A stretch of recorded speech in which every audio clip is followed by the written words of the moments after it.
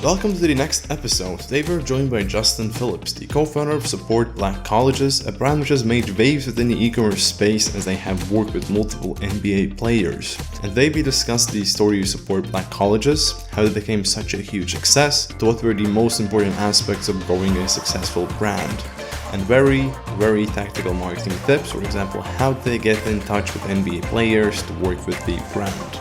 So let's get right into the episode. Today we're joined by Justin Phillips, one of the co-founders of Support Black Colleges, which is one of the hottest up-and-coming brands in the US. So pleasure to have you on. And how's it going? Doing well, brother. Thank you so much for having me, you guys. For sure. It's going to be a fun episode. Usually with these podcasts, we first like to explore your personal story. So before Support Black Colleges, before marketing, what were you doing? And how did you get into the online space and why in the end, Okay. e-commerce, marketing, all of that? So the story of the online space, that's good. So I went to college. I went to a school called Howard University out in Washington, D.C. And when I graduated, I didn't have really any job offers. So no job offers, no place to stay, no car. No, I just didn't have anything that a graduate you would think would have. So it was a pretty sad time for me. But then I was like, man, I got so many skills. Like, let me just start applying for a bunch of jobs. I moved back home with my mom, applied for a bunch of jobs. I ended up getting a job that was doing digital marketing for a weight scale company. So you stand on the scale, get your weight and whatever. And I was like, all right.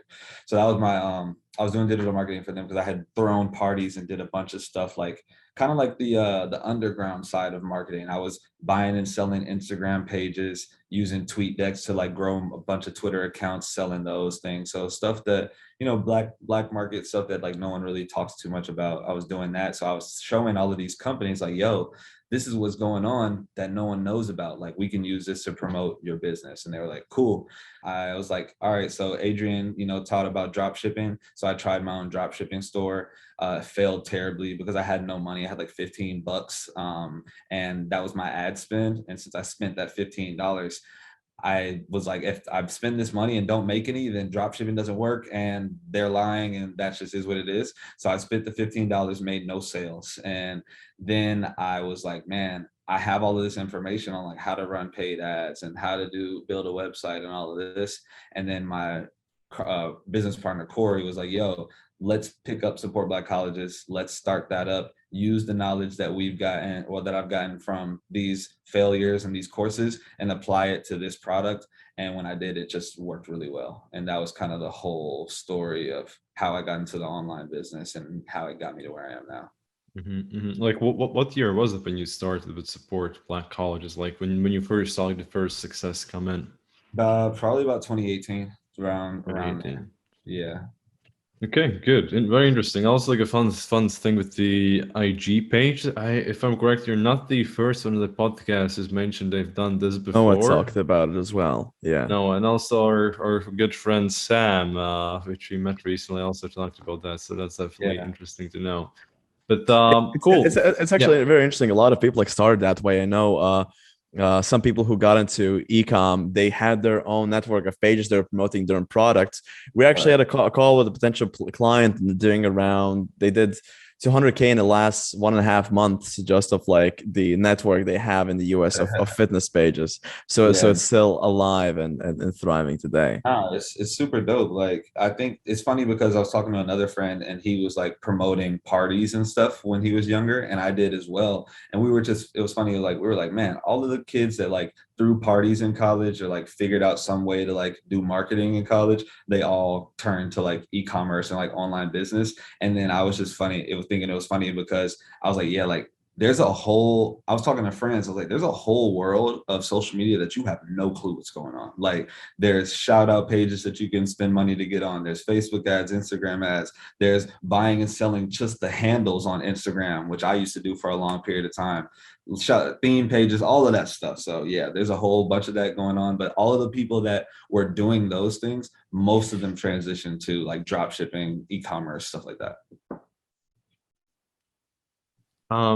Perfect. Here, maybe to switch back on to the topic of Support Black Colleges. You mentioned it's basically got off the ground like 2018. Yeah. Like was like an immediate success, or like what were the first like the first steps of like starting up Support Black College? Like how did it go in the beginning? Did it blow up from the get-go? And yeah, like what were the first few steps there? Yeah, I feel like there was a bit of luck that we got there.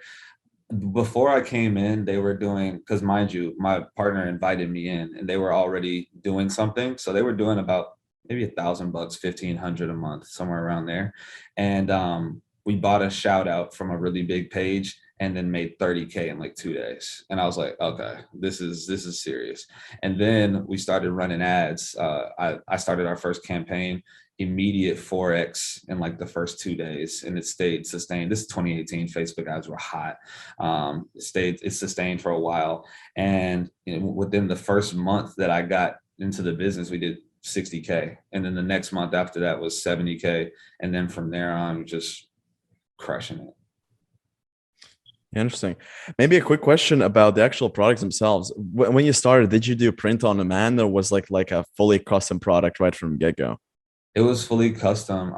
My partner had $10,000 in inventory already, and then when I bought into the business, I had to match him that $10,000. So that's a whole different story there. Because after I gave him that money, I had 2 pennies left in my bank account, but he didn't know that. So I had to like pay rent. I had to eat. Like I was going through it, but I just had to make that sacrifice. But the product that we already had, it was like custom from a manufacturer, and then since we were buying product as well, we didn't know any better to like print on demand, Printful, Printify.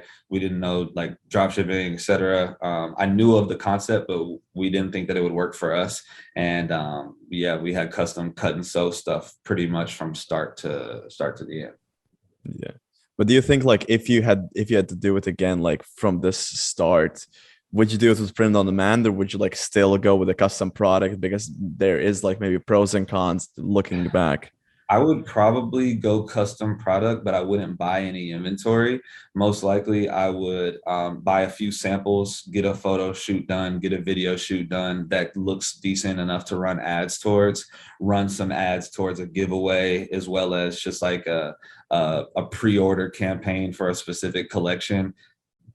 Drop the collection, collect all the money, tell the customers of pre-order, and then pay the manufacturers to ship everything to us or ship direct to the customer, and then just keep that, that little excess, and then just keep doing that until I felt that the business was viable enough for me to buy inventory and hold it ourselves.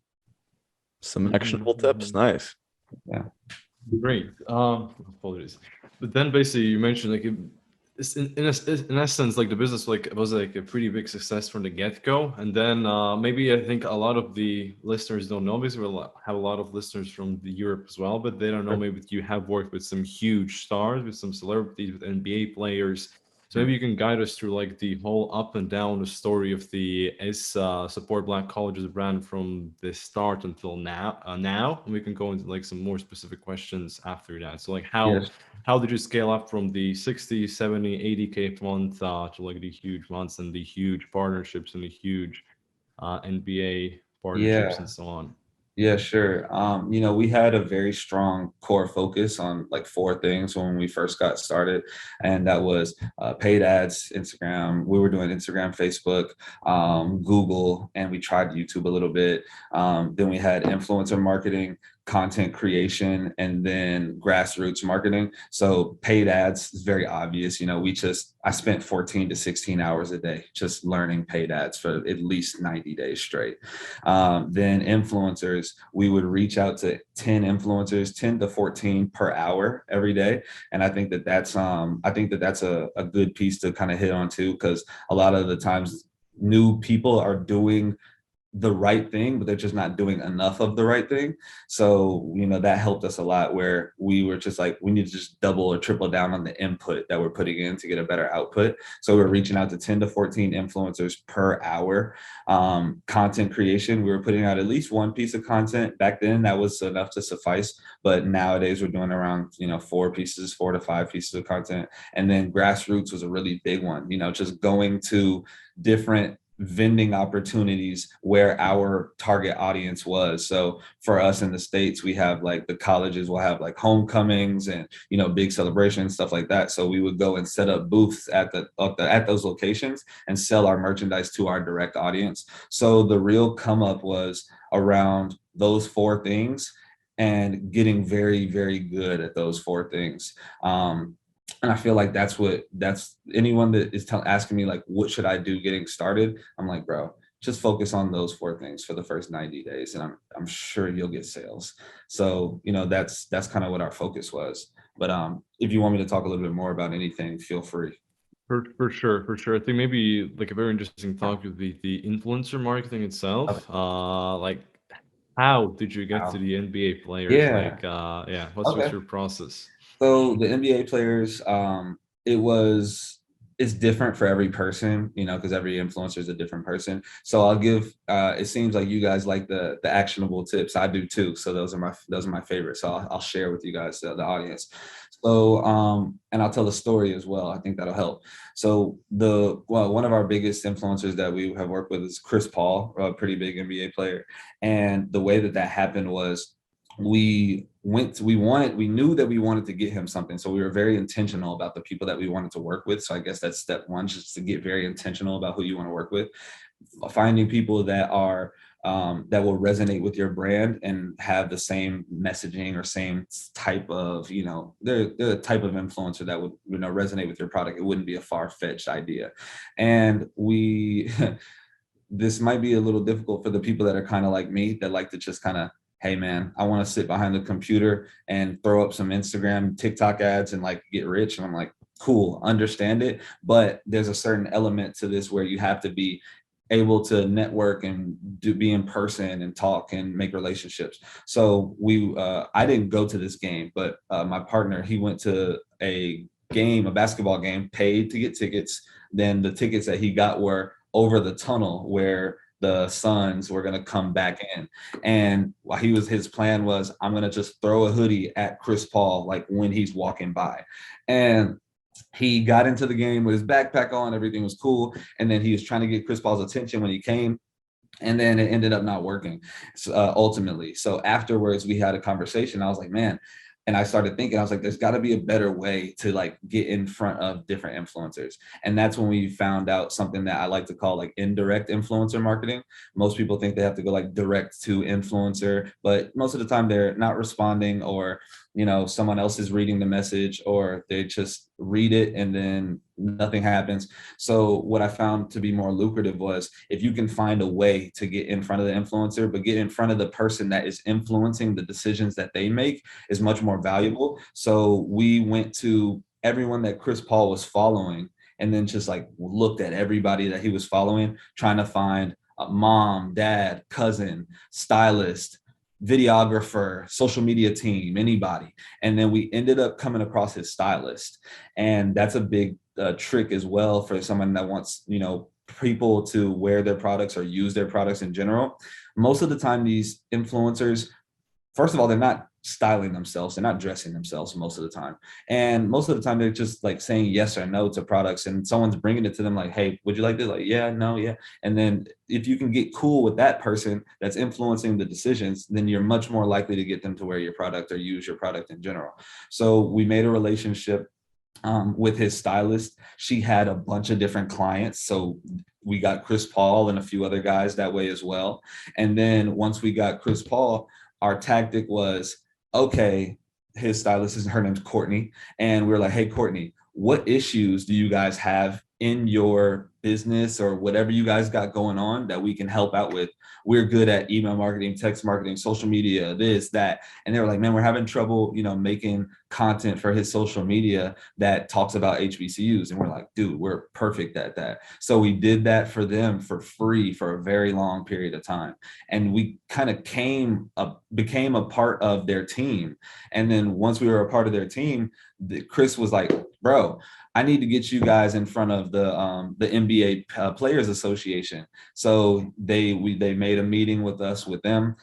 We made a few items for them, and then some things fell through, some things didn't fall through. And then he was like, man, I know that some things fell through with them, but I need to get you in front of the NBA, and I want to introduce you to so-and-so over at the NBA. And we're like, cool. So we meet up with them, and they're like, but they say, hey, the All-Star game this year is themed around, historically Black colleges and universities. So we want you guys to make all of the merchandise for the All-Star game. So we did that for that year. Then it turned into doing it again that year, the next year. And now with our reach out method that we were talking about, reaching out to 10 to 14 people, we put a little twist on it where we would use the picture of Chris Paul and we would message other NBA players and be like, yo, Chris Paul's wearing our stuff, but you're not. Like, what's up? You don't support the cause? Like, I don't get it. And then Guilt them like, into it, basically. yeah, bro, whatever we can do to make it work. And but they ended up like, oh man, love what you guys are doing, would love to support by all means. And then we just started shipping out packages as much as possible to all of those people. So it went from going to the game, getting rejected, denied, or whatever you want to call it, to just nurturing a relationship with the skills that we had, not asking for anything in return for a very long period of time. And then one day finally getting the cash out on that relationship. For sure. Building value, giving value, and then at the end, you'll get what you need as well. Hope you've been enjoying the podcast so far. Here's a word from our sponsor, ourselves. We'll audit your email and SMS marketing to see if and how it can be improved for free. Simply go to agencyjr.com/call. That's agencyj as in Jacob, R as in Rainus.com/call, and let's talk and see how we can make you more money. But maybe it's like a bit more technical question. You don't have to give these specific numbers. It may be like generally, like, was this the NBA partnership? Like, was this the most lucrative or the most revenue generating thing for the business you've done, or was this maybe not as revenue generating or as profitable? No, I don't think so. But there's certain level of like brand awareness that you can't really just calculate that helped out there. For instance, like when Chris Paul posted and tagged us one time, I think we did like maybe 30K in a day or something along those lines, maybe 30, 50K, I don't know, somewhere around there. When the NBA, like we went on NBA, like TNT with the NBA and had like a conversation, 25K in a day. And we were like, okay, cool. But most of the most lucrative returns for us came from being able to pivot. And the reason I say that is because there were certain things that happened in the African-American community. For instance, like, George Floyd, that whole instance happens. So we have a shirt that says support Black colleges, but then I had an idea to twist it and make it say support Black lives. So right when the George Floyd instance happens, we released that shirt to like amplify the community. Shirt did 100K in one day. And then like a few weeks later, there was a artist named Megan Thee Stallion, and she was like in a whole thing with like Tory Lanez, and Black women were like getting, oppressed and things of that nature. So we made a shirt called Support Black Women. That shirt did 100,000 in a day. And it was just those ideas where it was like, what's going on with our community and our people that we're servicing on the daily basis, and how can we further amplify the things that they care about and what's going on in the community now to not only be lucrative for us, but to be able to give back to a cause as well. And that combined with like very aggressive, a little bit of timing, luck, I couldn't plan for unfortunate events to take place, which I would never want to. And then also we amplified our ad spend crazy, and I think it was a combination of being able to pivot, dropping new product that the customers wanted, and then boosting up our ad spend. That's when we had like our biggest months, you get into like 600K, $1 million in a month, around there. It was kind of the perfect storm of all of those things. I have like one question written down, which I think is right now is the perfect time to ask it. You kind of gave us the answer, but I'm still gonna ask it. So like, why do you think this brand was such a huge success? Was it the timing, the niche, the community, the marketing? I guess like it's a mix of everything. But if you had to maybe choose like the most important thing out of all of them, like what would you say it was? If I had to choose out of timing, community, the marketing, I would say if I had to rate those, I would probably say timing first. And the point that I want to hit on that is that we started this business in 2012. So we found success in 2018.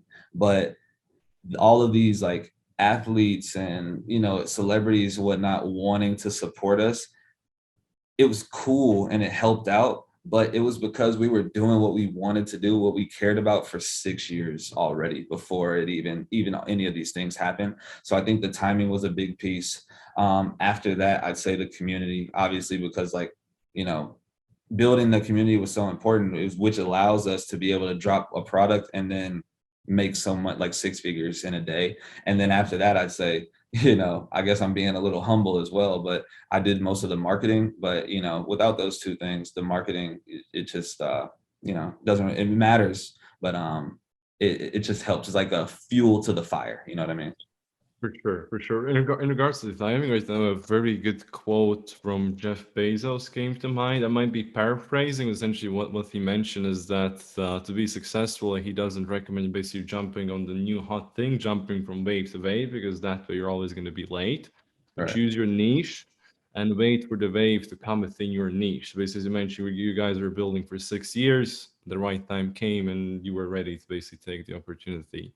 1,000. So that's amazing to hear. So you gave us a very tactical tip in regards to influencer marketing, reaching out to people and so on.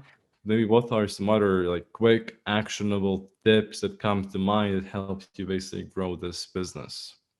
Media Sure. buying, operations systems, anything that comes to mind. Sure. Let me go a little bit, since we already talked about influencers. I'll actually like dive deep into it so that they can get some real juice from it. So we we would reach out to 10 to 14 people an hour, but we would say something like very direct, and we would say, hey, are you offering any paid promotional opportunities right now? And that was all that we said. We didn't say anything about the business, the brand, what we do, who we serve, anything along those lines. And the reason I found that works so well is because we are separating ourselves from the crop of people that are looking for a handout or telling a long life story about their business. And we're also showcasing that we're willing to pay for a service that they render, even though we don't desire to spend money. We've probably paid maybe 2 to 5 influencers out of the hundreds of thousands that we've worked with so far. And after we send that message, most of them, if you are keeping up with your content, all of the other things that you're supposed to be doing, they'll see what you're doing and then be like, hey, your stuff's dope. Send me something here and there, or whatever the address is. Then obviously we would send something to them, and then we would send another message, and we would say something along the lines of like, hey, it's funny because there's a lot of guilt now that I'm like thinking about it. We would be like, hey, your package is shipped. Here's your tracking number. Hey, just do me a favor and keep in mind that we're a small family-owned and operated business. So every dollar that we make from the business literally goes back into the business. And it's extremely hurtful to us whenever we give product to people and then they just like don't post us. Like, if you can do the bare minimum for us and just post us on your story and give us a tag, that would change everything for us. And we did that, and we were able to get a lot of people to post us even on their story and on their timeline. So the real and then another reach out that we would say as well to people, we would, I call it like one give, one ask. We'd be like, to, let's just say like Kyrie Irving, yo bro, you're easily one of the best point guards in the league by far. We would love to get you some merchandise. Do you have an address and a size so we can get something over to you right now? We'll ship it out today. And then they'll be like, yeah, my size is this, and here's the PO box. And I'm like, cool. But hey, we're a small family-owned and operated business, and just go back into that. That worked really well for us. So that's a first kind of tactic that just came off the top of my head. That's amazing. That's amazing. I don't know how well this would work in Europe though, but in US I think this is a very, very good tip. Yeah, very, very insightful there. Sure. Maybe a quick question: macro or micro influencers? What's your take? We were doing a lot of macro. We didn't start going into micro until we kind of already had the macro on lock. I think it's more important about picking, like Alex Hormozy says all the time, like picking one channel and one product. So we just chose macro influencers on Instagram with our hoodies, and we just kind of got to be really good at that, and then I automated it and then went to the next channel. So I don't think that it matters whether you do one or the other. It's arguable that either one is better than the other. I don't care to go into that debate, but we ended up doing macro. Yeah. So another quick question: best channels for influencer marketing right now? Best channels. In which way you mean channels? Like the social, like whether it's YouTube, Instagram, Oh, TikTok. Yeah. that's very interesting. Now that I'm thinking about it, my first thought always goes to YouTube. And the reason I say that is because I find that YouTubers have a more direct relationship with their audience, as well as they are typically better storytellers than influencers on other platforms. So if I had to say one, I'd probably say YouTube. Okay, For cool. sure, because like the people spend more time watching YouTubers, they have a deeper connection, so anything they say it holds more value than like a random IG post. Definitely makes Yeah, sense. 1,000%. Or Um, Instagram influencers that you do a lot of business with, like maybe 3-4 posts a month. That's cool. But other than that, YouTube has been very, very good to us as well. And with like influencer marketing, I heard like a strategy, like a different brand that they did. So basically, let's say they got like 500 macro influencers, they sent them out all of them free merch, got maybe 100, 150 of them to post their stuff on IG. And then basically they started building out the relationship from that point on and started testing on like how profitable they were. Like, Yeah. was it somewhat similar for you? You got like maybe 100 influencers, you tested out, maybe 20 of them were profitable for you guys, and you started building out like a deeper relationship with them and using them for regular promos, or was it more like one and done A with lot of most of it, to your? be honest, was more one and done. But we always kept the relationship nurtured. But then we would have like, whenever we drop a new product, we got a bunch of influencers that we know would at least post. So, because we weren't paying any of these people, like they were just, down for the cause. So I think the way that we ended up doing it was reaching out to everybody and sending out anything to anyone that asked. And mind you, we had a decent business already, so we can afford to take that hit. And then whenever the influencers showed their colors of would they post, would they tag, would they whatever, then we would take those groups of influencers and then give them free stuff whenever we had a new release or a new launch. But it's interesting you said about the micro influencers as well, because this is more tactical, because I can tell you guys like the very tactical stuff. One thing that I saw work as well that was very interesting was, have you guys been seeing like those like mass DM campaigns and stuff where like they send out a Yeah, thousand? Yeah. So I saw some ecom brands use it in a very interesting way, where they would obviously DM, to a bunch of people and say, hey, I'm representing whatever brand. I'd love you to be a brand ambassador. And I thought that was very interesting when they're like using a product that has high perceived value, but it's actually very cheap. And then like, hey, I'll send you this for free, but you got to pay for shipping. And I've yeah, been seeing people kill it with that too. yes. And so for anybody that's listening for like beauty products, it works really well. Like, bro, it's crazy. Jewelry. Jewelry, beauty products, very cheap clothing. Insane what's going on there too.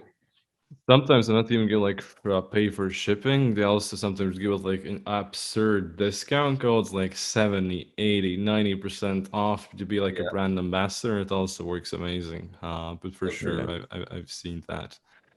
So We know actually a couple of people who run those shops as well. oh, It's been it's interesting because it's a different business model there completely. right. Not paid ads, but just Yeah, I don't know how influencer much of a reach. brand you're building with that, but I mean, I saw some kids like send out a campaign. They're just doing $1,000 a day, like just on shipping. And I'm like, that's pretty cool to be 18 years old. Like, Mm-hmm. Mm-hmm. whatever.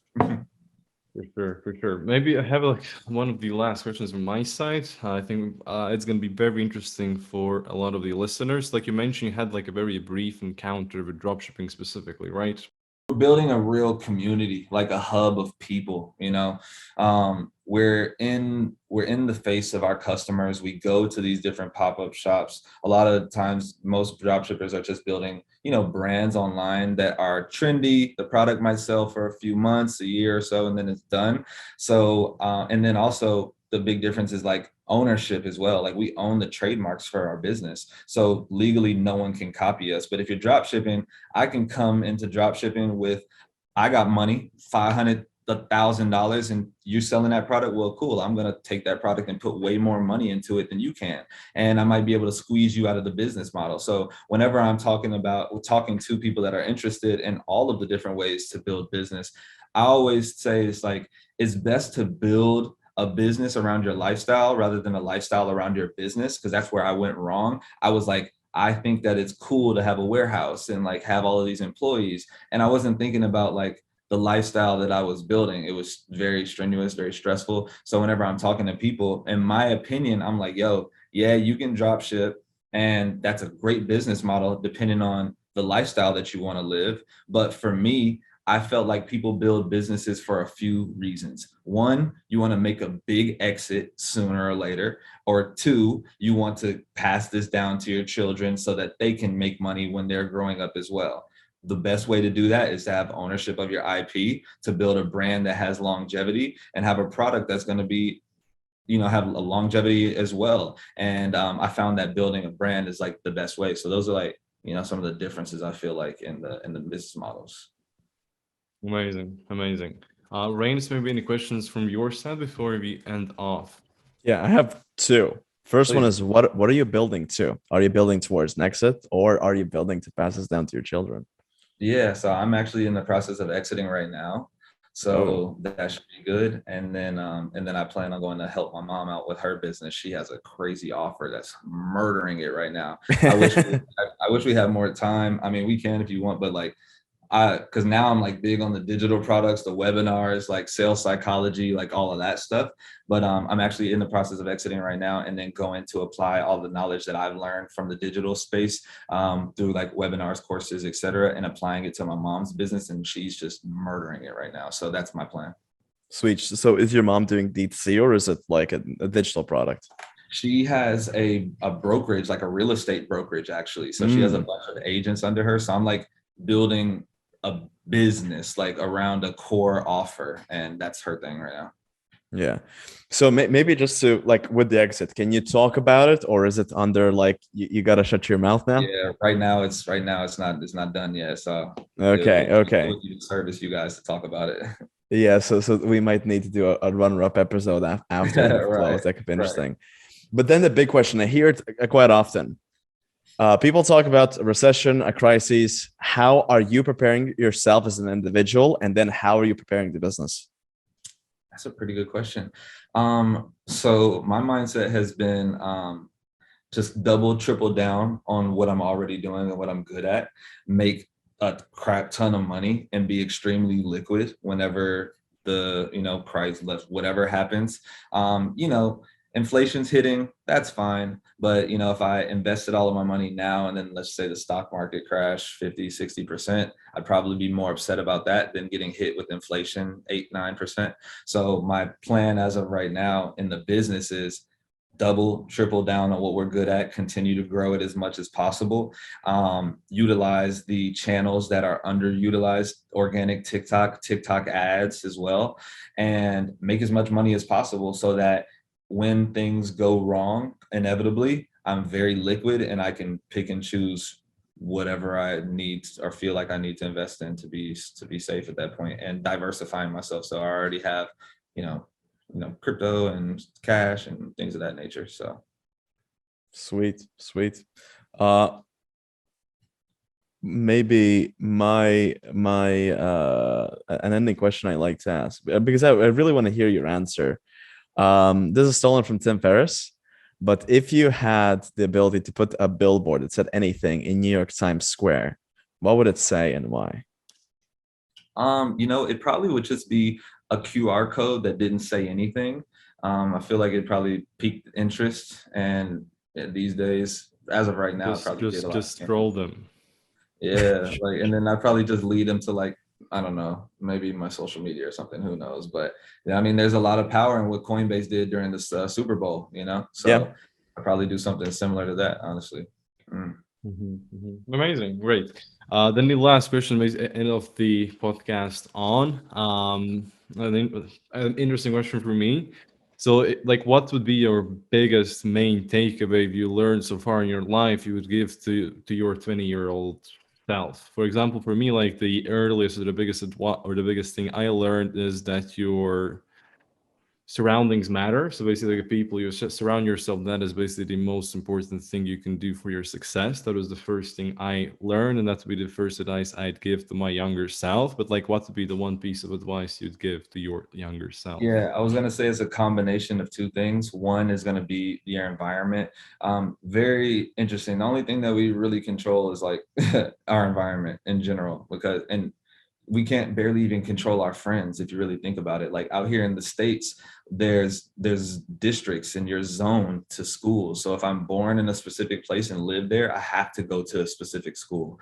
So I can't even really choose the pool of friends that I have. But what can I choose? I can choose my environment, and that being the people I surround myself with, as well as making my habits easy for me to do. So I would definitely tell myself, like, craft your environment in such that you are around people that make you feel not smart at all, and then craft your environment, your home environment, to in a way that makes your habits easy to do. Because what I found is that once you're doing a habit, it's not very difficult to do it. The hardest part is just starting it up. So I'll leave a book next to my pillow, so when I wake up, the book's there, it gets read. Don't buy groceries that I don't want to eat, so it's not an option, things of that nature. And then I think the second thing I probably tell myself is money is so useless, bro. I would tell myself, like, use all of the money that you have to invest in skill sets, and keep reinvesting the money in skill sets until you had so many skills that the money that came from those skills, you couldn't buy skills fast enough. And I think that would be the second piece, only because the biggest things that helped me most were courses, mentorship, events, $5,000, $7,000, $25,000 mentorship, 55K, whatever money you got, bro. Money should be used to pay for access to people, pay for assets that pay you, and then pay for information. Because the only thing separating me and you from Warren Buffett is he just knows more than me. So, and time. So that's probably my advice to my younger self. Amazing. It's been a great podcast. So before we end off, Justin, where can people find you, and plug yourself? Yeah, my Instagram is Justin P. Same with all other socials. So I'm around. All right, go follow Justin. Thank you for listening, and take care. Bye.